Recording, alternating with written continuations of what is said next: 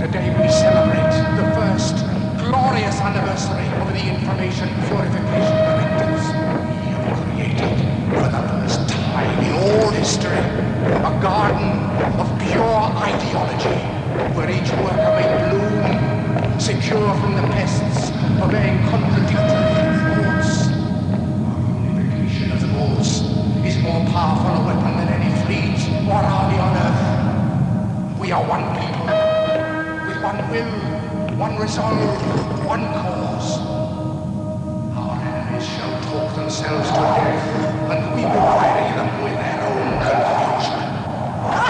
We shall prevail. On January 24th, Apple Computer will introduce Macintosh. And you'll see why 1984 won't be like 1984.